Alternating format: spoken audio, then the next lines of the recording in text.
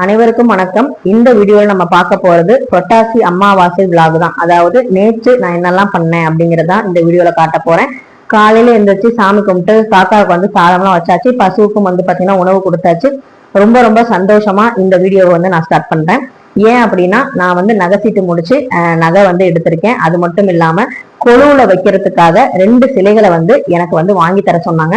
இதை எப்ப வாங்கி தர சொன்னாங்க அப்படின்னு போன வாரம் வெள்ளிக்கிழமையில பஞ்சமி வழிபாடு செய்யும் பொழுது நான் கோவிலுக்கு போனேன். அப்ப வந்து எப்படி வந்து குழந்தை பிறக்கிறதுக்காக எனக்காக வந்து கிருஷ்ணரை வந்து கொலுவுல வாங்கி வைங்க உங்க குழந்தை பிறக்கும்னு சொன்னாங்களோ அதே தம்பி தான் வந்து பாத்தீங்கன்னா எங்களுடைய தொழில் வளர்ச்சிக்கும் எங்களுடைய வெற்றி பாதைக்கும் வழிவகுக்கக்கூடிய 2 தெய்வங்களை வந்து பாத்தீங்கன்னா நீங்க வாங்கி வைங்கன்னு சொன்னாங்க. அதுவும் பஞ்சமி திதியில அந்த தெய்வத்தை வாங்கி வைக்க சொல்லுவாங்கன்னு நான் எதிர்பார்க்கவே இல்லை. எனக்கே ரொம்ப சந்தோஷமா இருந்தது. இந்த அம்மா வந்து நம்ம வீட்டுல வச்சு வழிபாடு செய்யலாமா, இவங்களுக்கு பூஜை பண்றது நல்லதா என்று நிறைய ஆர்குமெண்ட்ஸ் எல்லாம் போயிட்டு இருந்த காலம்லாம் இருக்கு. அப்படி இருந்தும் அவங்க வந்து அந்த சிலையை நான் வாங்கி நான் வழிபாடு செஞ்சுக்கிட்டு தான் இருக்கேன்.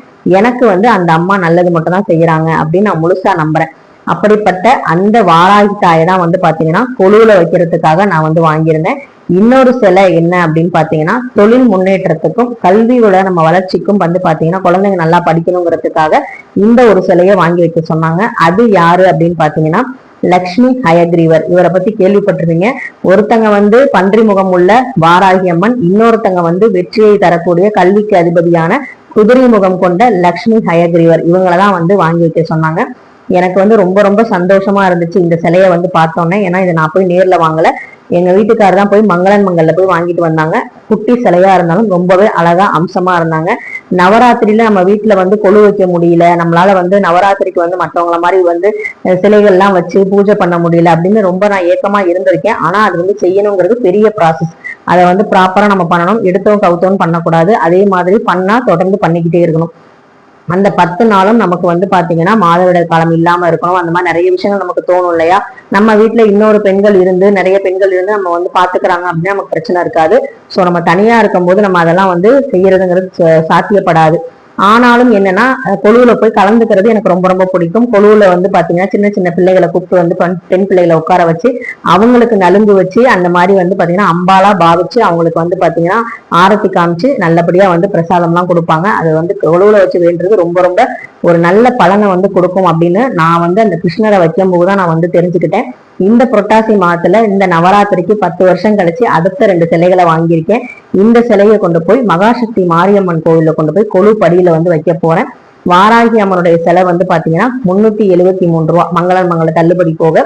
அதே மாதிரி லக்ஷ்மி ஹயக்ரீவர் அவங்களுடைய சிலை வந்து பாத்தீங்கன்னா 238 ரூபாய் அந்த ரேஞ்சில தான் இருந்தது. ரொம்பவே அழகா இருந்துச்சு சிலை, எல்லாமே எனக்கு ரொம்ப பிடிச்சிருந்துச்சு. அதுவும் வாராகி அம்மனுடைய கண்கள் வந்து எனக்கு ரொம்ப பிடிச்சிருந்துச்சு.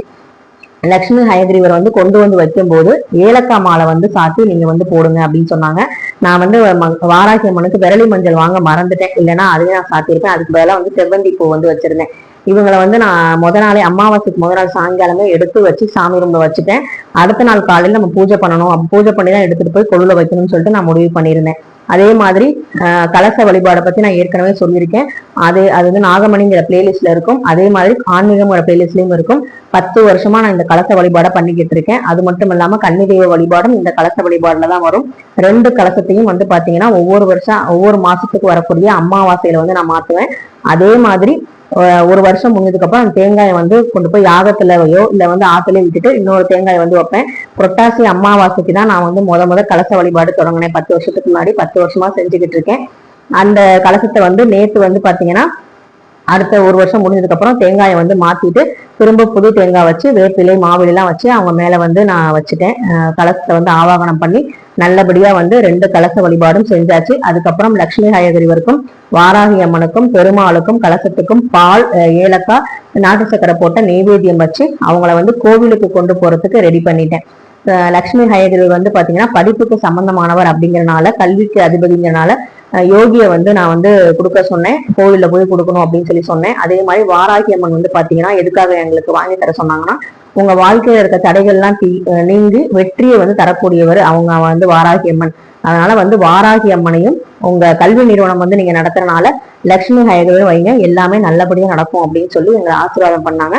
சோ அதனால வந்து பாத்தீங்கன்னா அவங்க சொல்லிதான் நான் வந்து செஞ்சிருக்கேன். போன வாரம் வெள்ளிக்கிழமை வந்து நான் பஞ்சமி வழிபாடு வந்து போட்டிருப்பேன். அதுல கூட நான் சொல்லியிருப்பேன் இந்த சிலை வாங்க முடியுமா என்னன்னு எனக்கு தெரியல அப்படின்னு. அதை பார்க்காதவங்க பாருங்க, பார்த்தவங்களுக்கு தெரியும் நான் சொன்னது. கண்டிப்பா வந்து பாத்தீங்கன்னா அம்பாளுடைய அனுகிரகம் நமக்கு இருக்கு, அந்த கடவுளோட ஆசீர்வாதம் நமக்கு இருக்கு. இல்லைன்னா வந்து இந்த சிலையை வந்து என்னால வாங்கியிருக்க முடியாது. அதுவும் லட்சுமி ஹயகிரிவர் சிலையெல்லாம் இருக்குமானே எனக்கு சந்தேகமா இருந்தது.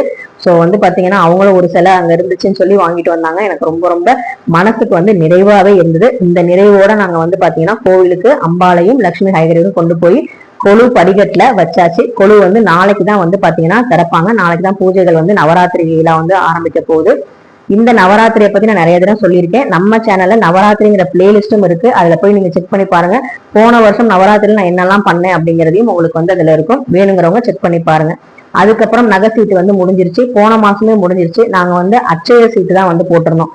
அதனால வந்து பாத்தீங்கன்னா 1 மாசம் கழிச்சு தான் எடுக்கணும்னு சொல்லிட்டாங்க. அதுக்கப்புறம் வந்து பாத்தீங்கன்னா யோகியோட அருணா கயிறு வந்து அந்து போச்சு, அதையும் வந்து மாத்தி எடுக்கலாம்னு சொல்லிட்டு ஃபர்ஸ்ட் வந்து வெள்ளி தான் எடுத்தேன். தங்கம் எடுக்கிறதுக்கு முன்னாடி எப்பவுமே வெள்ளி எடுக்கிறதுங்கிறது ரொம்ப நல்லதுன்னு சொல்லுவாங்க, சுக்கிர பகவானோட ஆசீர்வாதத்தோட எடுக்கிறது அப்படிம்பாங்க.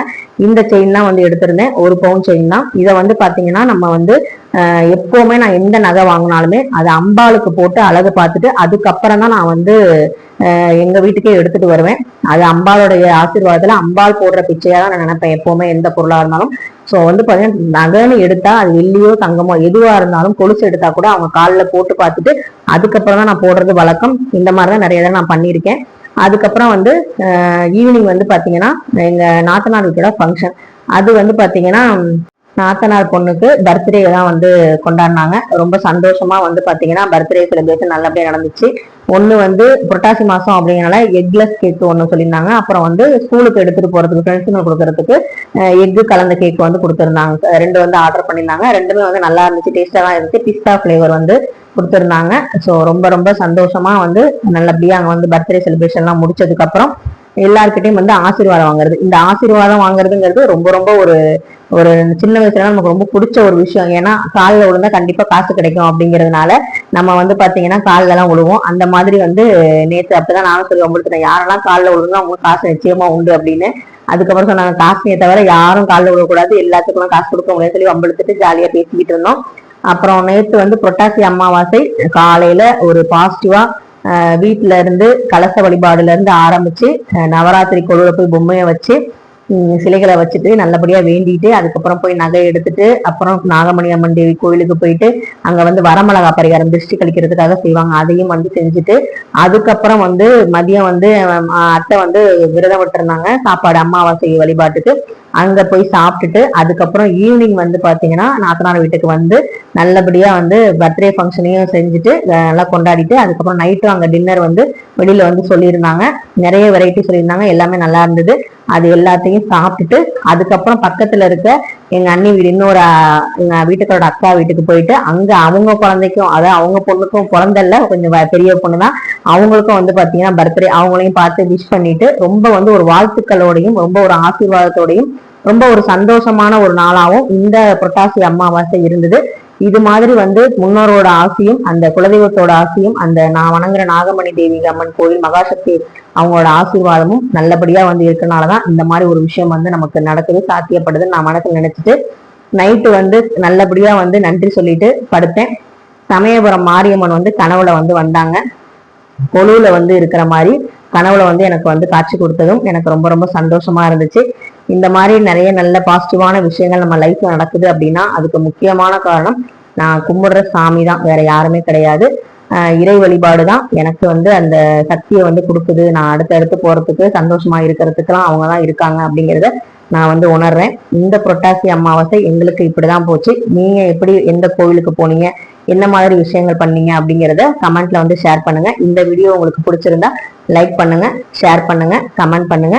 இந்த சேனல் பிடிச்சிருந்தா சப்ஸ்கிரைப் பண்ணுங்க. நன்றி, வணக்கம்.